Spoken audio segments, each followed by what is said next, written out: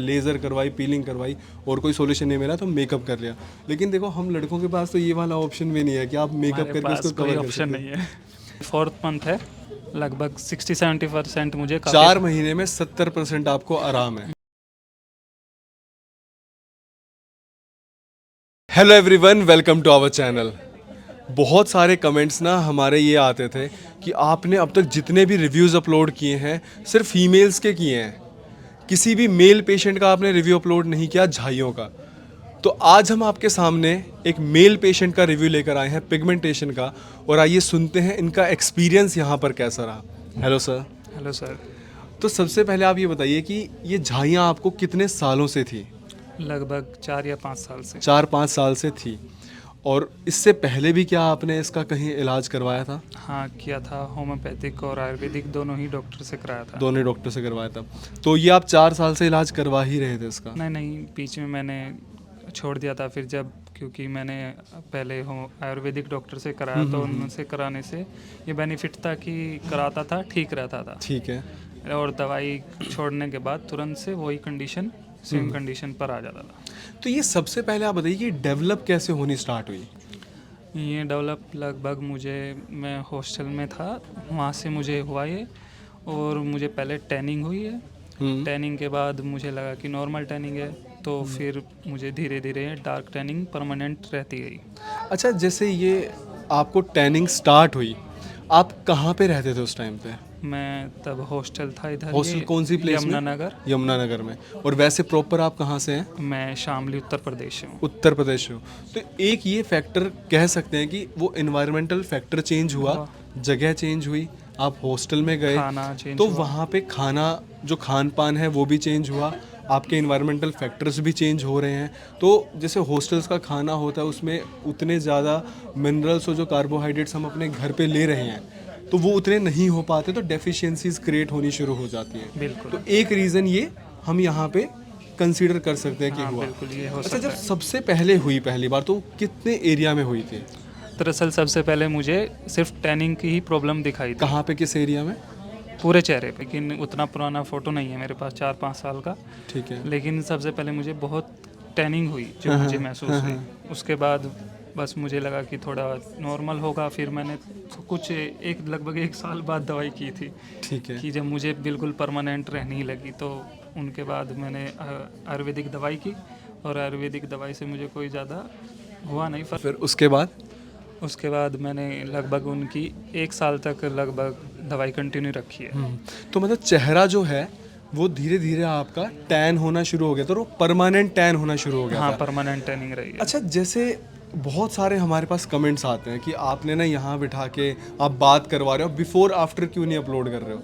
तो आपकी पहले की कोई फ़ोटो है ताकि लोगों को ज़्यादा विश्वास हो पाए, तो आप हमें वो शेयर करिएगा ताकि हम वो बिफोर वाली फ़ोटो भी डालेंगे। ठीक है, मैं आपको शेयर करूँगा। एक आपकी टैनिंग शुरू हुई, वो धीरे धीरे जो चेहरा है वो काला दिखने लगा।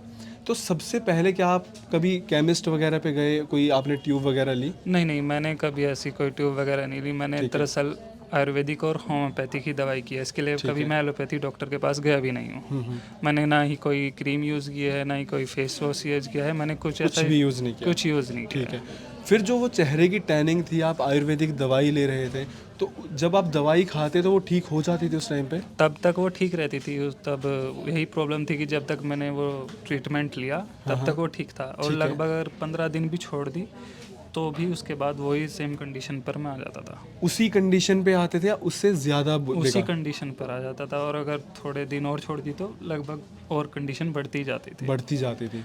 तो ऐसा भी हो सकता है, क्योंकि हमारे पास ऐसे केसेस आए हैं कि उन्होंने आयुर्वेदिक दवाइयाँ ली हैं कहीं कहीं से, और उन्होंने ये कंप्लेन करी है कि जब खा रहे हैं तब तक तो ठीक है, उसके बाद छोड़ने के बाद उससे भी बुरा। तो ऐसे भी कुछ केसेस पाए गए हैं कि आयुर्वेदिक दवाइयों के नाम पर कुछ डॉक्टर्स या फिर कुछ कंपनियां उनमें स्टीरॉइड्स एलोपैथी की ही मिला के दे रहे हैं। फिर होम्योपैथी भी करा, सेम रिजल्ट था? हाँ, होम्योपैथी मैंने ज़्यादा नहीं किया, 2-3 महीने ही किया था कंटिन्यू। पर उसमें मुझे 2-3 महीने में भी कोई रिजल्ट दिखाई नहीं दिया, तो मैंने उसको फिर डिसकंटिन्यू ही कर दिया। उसको मैंने किया ही नहीं फिर। तो जो ये टैनिंग थी आपकी, वो अब वक्त के साथ धीरे धीरे और ज़्यादा डार्क होनी शुरू हो गई थी? हाँ, टैनिंग का ये था कि टैनिंग परमानेंट तो थी, लेकिन अगर मैं थोड़ी देर भी धूप में जाया करता था। दरअसल मैं बचपन से ही क्रिकेट खेल रहा हूँ, धूप में खेला हूँ, लेकिन मुझे कभी इतनी टैनिंग नहीं हुई, लेकिन अगर इस पिगमेंटेशन के बाद अगर मैं 15 मिनट भी धूप में गया तो बहुत काला चेहरा होता था। तो जो ये टैनिंग वर्ड है ना, टेक्निकली ये गलत है, क्योंकि ये जो टैनिंग नहीं थी अब ये झाइयों में कन्वर्ट हो चुका पिगमेंटेशन था। में हो चुका था। ठीक है, अब ये आपकी बढ़ती जा रही थी, तो उस टाइम पे आप क्या फेस कर रहे थे? फेस- वो आप ऑनेस्ट आप अपना फीडबैक देना कि जब आप खुद को आईने में देख रहे हो या फिर आप कॉलेज में जा रहे हो, आपको क्या फील होता था अंदर से? फेस तो ज़्यादा कुछ किया नहीं, क्योंकि मतलब मैं खुद को चेहरे में तो मतलब शीशे में तो खुद को कम ही देखता हूँ, पर लेकिन ये था कि जो पहले चेहरा था, फेस था, बहुत ही घटिया तरीके से दिखाई देता था। भी आप बिल्कुल सही बात कह रहे हो, क्योंकि बहुत से लोग, आपका कॉन्फिडेंस आना बंद हो गया बिल्कुल अंदर बिल्कुल से, बिल्कुल। फेस नहीं कर पाते होगे आप। हाँ, फेस भी काफ़ी कम, जो कोई आगे से कुछ बोलता है कि चेहरे पर क्या हो रहा है, और दरअसल पता भी नहीं होता था कि पिगमेंटेशन है ये। दरअसल मैम की कुछ वीडियोस देखी यूट्यूब पर, तभी पता लगा कि इसको पिगमेंटेशन कहते हैं। एक ना मेल्स को लेके एक स्टीरियोटाइप होता है कि यार जो लड़के होते हैं ना वो ज़्यादा अपनी स्किन की केयर नहीं करते, पर हकीकत बात यह है कि लड़के बताते नहीं है कि वो केयर नहीं करते, पर देखो भाई बुरा तो उतना ही लड़के को भी लगता ही है। ठीक है, क्योंकि लड़कों के पास तो ये वाला ऑप्शन भी नहीं होता, चलो यार कोई बात नहीं मेकअप कर लेते हैं। जैसे कई फीमेल्स के हमारे पास आते हैं कि वो ना कॉन्टिन्यूसली मेकअप अप्लाई करके रखती हैं झाइयों को कवर करने के लिए। हमारे पास यहाँ पे जो भी मैं बातें बोल रहा हूँ वो यहाँ पर बैठ के इन पॉडकास्ट में फीमेल्स ने खुद ही बताई है। मुझे तो नहीं पता कि कैसे क्या किस किस तरीके से कवर किया गया, लेज़र करवाई, पीलिंग करवाई, और कोई सोल्यूशन नहीं मिला तो मेकअप कर लिया। लेकिन देखो हम लड़कों के पास तो ये वाला ऑप्शन भी नहीं है कि आप मेकअप करके उसको कवर कर सकते हैं। फिर उसके बाद जब आप ये धीरे धीरे प्रॉब्लम फेस कर रहे थे, फिर उसके बाद क्या हुआ? दरअसल उसके बाद मैंने बताया जैसे आयुर्वेदिक और होम्योपैथिक दवाइयाँ की। फिर मैंने लगभग 1-1.5 साल, मुझे 4-5 साल रहा ये, इससे पहले मेडिसिन शुरू करने से, तो मैंने फिर कोई दवाई नहीं ली। मैंने कुछ अपना कुछ योग वगैरह किए, थोड़ा आराम भी रहा, लेकिन ये है कि ठीक नहीं हुआ, परमानेंट ही था। ठीक उम्मीद छोड़ दी थी ठीक होने की? मतलब मुझे लगा कि होगा ठीक, तो ठीक नहीं तो चल ही रहा है। ठीक है। तो फिर जैसे मैंने फिर मैम की यूट्यूब वीडियो देखी, अब शॉर्ट्स वीडियोस देखी, पता नहीं कैसे, अब तो यूट्यूब पर ही देखा। तो फिर मैंने कुछ इनकी वीडियोस देखकर कुछ ट्राई किया। उससे मुझे एक कुछ बेसन का कुछ ऐसा ट्रीटमेंट था, ठीक है, तो उससे मैंने 1 हफ्ता किया, उससे मुझे रिजल्ट मिला काफ़ी। आपने होम रेमेडी करी थी बेसन वाली? हाँ, और आपको रिजल्ट मिला? रिजल्ट मिला 1 हफ्ते के अंदर, लेकिन यह है कि वो परमानेंट तो होने वाला नहीं था, क्योंकि उसमें मुझे काफ़ी टाइम से था, तो उससे मुझे रिजल्ट मिला।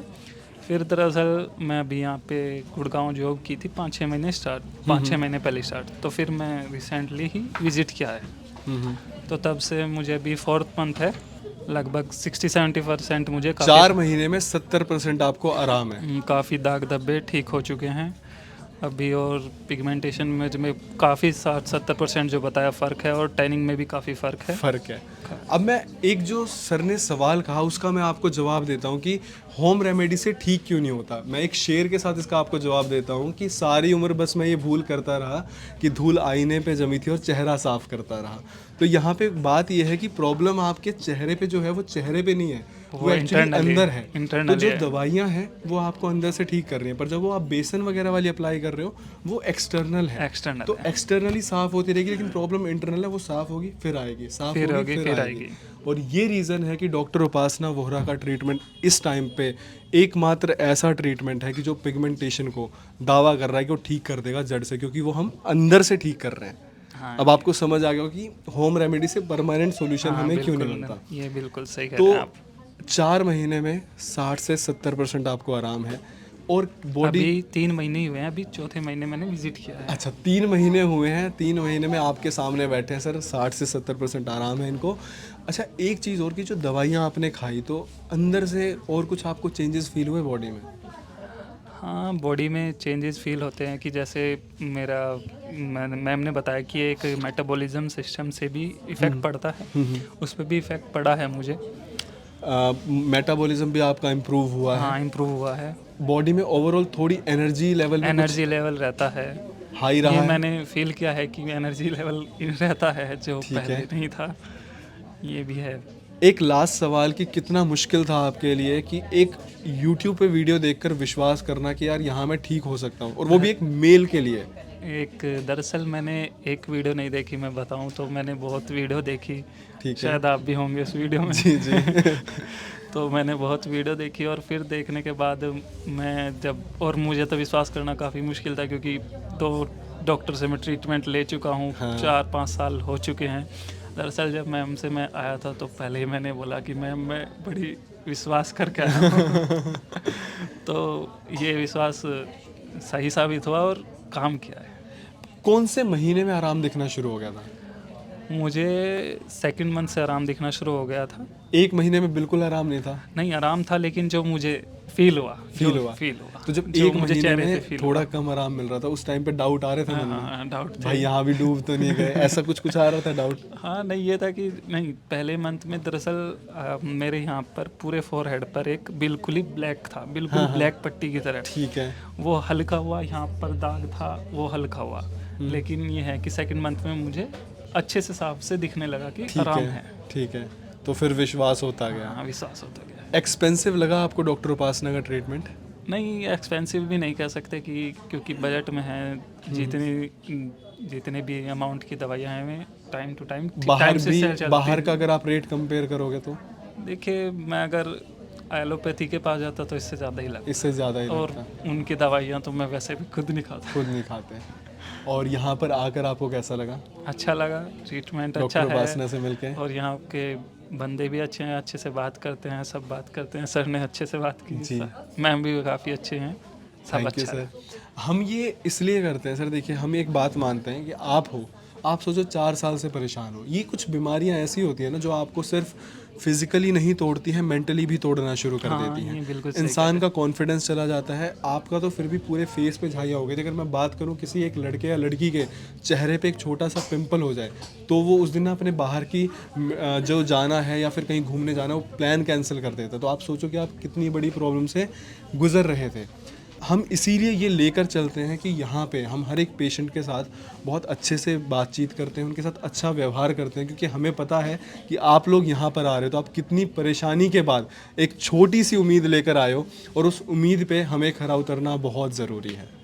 ठीक है, thank you so much sir हम पर विश्वास करने के लिए।